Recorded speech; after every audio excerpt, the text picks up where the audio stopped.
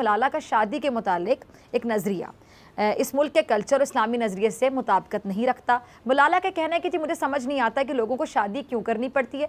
अगर आपको ज़िंदगी में एक साथी की ज़रूरत है तो इसके लिए शादी के कागजात पर दस्तखत क्यों करना पड़ते हैं? ये महज एक पार्टनरशिप क्यों नहीं हो सकती?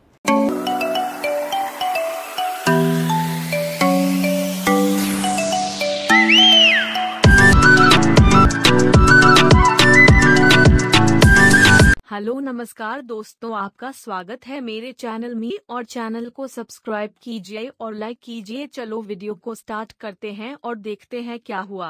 आज से अब तक मलाला यूसुफजई ट्विटर पर टॉप ट्रेंड में है। मलाला यूसुफजई बरतानवी फैशन मैगजीन वोग के रवा बरस जुलाई में आने वाले शुमारे के सरवर्क पर नजर आएंगी। मलाला के वोग मैगजीन को दिए गए इंटरव्यू में शादी और पार्टनरशिप से मुताल्लिक बातचीत ने सोशल मीडिया पर एक हंगामा खड़ा किया हुआ है। मलाला ने कहा कि मुझे ये बात समझ नहीं आती कि लोग शादी क्यों करते हैं। अगर आपको अपनी जिंदगी का साथी चाहिए तो आप शादी के कागजात पर दस्तखत क्यों करते हैं? ये एक पार्टनरशिप क्यों नहीं हो सकती? आज से ट्विटर पर बड़ी बहस चल रही है, सोशल मीडिया पर बड़ी बहस चल रही है। आपने यकीनन देख भी लिया होगा इन खबरों को। आप मलाला के बयान को किस तरह से देख रहे हैं मुफ्ती साहब? यूसुफजई साहिबा का जो बयान आया है ये मुबहम है और नाकाबिले फाहम है। समझ में नहीं आता कि इस बयान का पर्पस क्या है, इसका मकसद क्या है और इसकी मीनिंग क्या है। वो ये कहती है, I still don't understand why people have to get married, why can not it just be a partnership. के लोग क्यों शादी करते हैं, इकट्ठा रहने के लिए एक पार्टनरशिप क्यों नहीं कर लेते। एक मर्द और एक औरत ये पार्टनरशिप करके इकट्ठे रह लें और निकाह करने की कोई जरूरत नहीं है, तो ये तो इंतहाई खतरनाक बात उन्होंने की है, हराम बात की है। एक अजनबी आदमी एक अजनबी या खातून और औरत के साथ कैसे रह सकता है? कुरान करीम तो औरतों को अपने घरों के अंदर असल के मकाम के एतबार से करार पकड़ना चाहिए। औरत अगर बाहर जाए मकाम जीनत को जाहिर न करे मुसलमानों की औरतों से कि जब वो बाहर जाए तो पर्दे का और हिजाब का एहतमाम कर लिया करे। फिर ये जब उन्होंने पार्टनरशिप की और फिर ये बात उन्होंने कही कि जनाब ये इकट्ठे रहने के लिए निकाह करने की जरूरत क्या है, तो ये याद रखें कि इससे ज्यादा हराम बात कोई नहीं हो सकती। उनके बारे में आम मुसलमानों और उम्मत मुस्लिमा के दिलों के अंदर इस तरह के खतरनाक किस्म के रुझानात के शुकूक व शुबात पैदा होते रहेंगे। मलाला का शादी के मुतालिक एक नज़रिया इस मुल्क के कल्चर और इस्लामी नज़रिए से मुताबिकत नहीं रखता। मलाला का कहना है कि जी मुझे समझ नहीं आता कि लोगों को शादी क्यों करनी पड़ती है। अगर आपको ज़िंदगी में एक साथी की ज़रूरत है तो इसके लिए शादी के कागजात पर दस्तखत क्यों करना पड़ते हैं?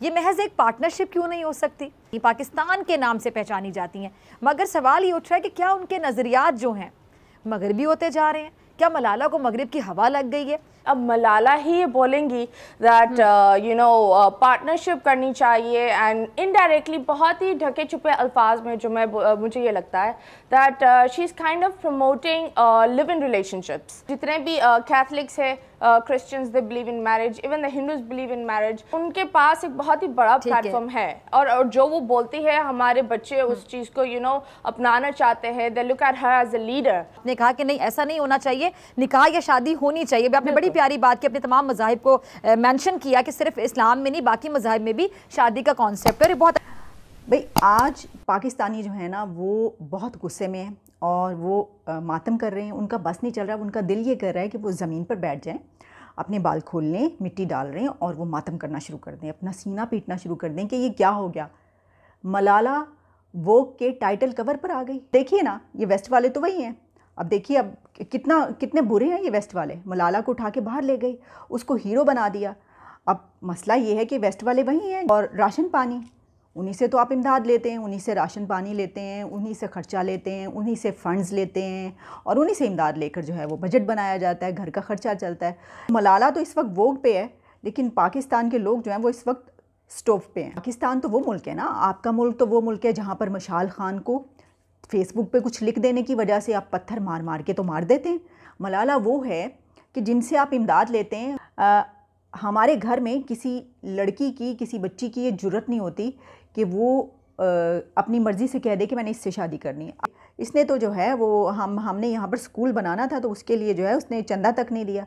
अच्छा, आप उसको दिन रात गालियाँ निकालें, आप उसको दिन रात हम बुरा भला कहें, ये हमारी ख्वाहिश होती है कि मलाला को पाकिस्तान में स्कूल ज़रूर बनवाने चाहिए भाई। पाकिस्तान में हम लोगों अपने हीरोज को विलन क्यों बना देते हैं और इनको फटाफट ये क्यों कह देते हैं कि ये मगरब जो है ये उनकी वेस्ट की साजिश है, बल्कि हम हर उस पाकिस्तानी को विलन समझते हैं जो असल में हमारा हीरो होना चाहिए था। मलाला हो जिस पे हमें फख्र होना चाहिए था, लेकिन हमारे साथ अनफॉर्चुनेटली जो भी हमारे हीरोज होने चाहिए उनको हमने हमेशा विलन ही बनाया है, चाहे वो मलाला हो, चाहे वो डॉक्टर अब्दुल सलाम हो जिनको नोबेल प्राइज मिला था, चाहे वो डॉक्टर परवेज हुडभाई हो या आदेश कावस जी हो या कोई भी दूसरा हो, चाहे सलमान तासीर शहीद हो, वो सब लोग हमारे लिए विलन है। हमारे हीरोज जो हैं वो हमारे पार्लियामेंट में खड़े हो के हमारे प्राइम मिनिस्टर ने कहा कि जी उसामा बिन लादेन हमारा हीरो है, उसके साथ ये मुमताज कादरी हमारा हीरो रहा है, और इसी तरह के जितने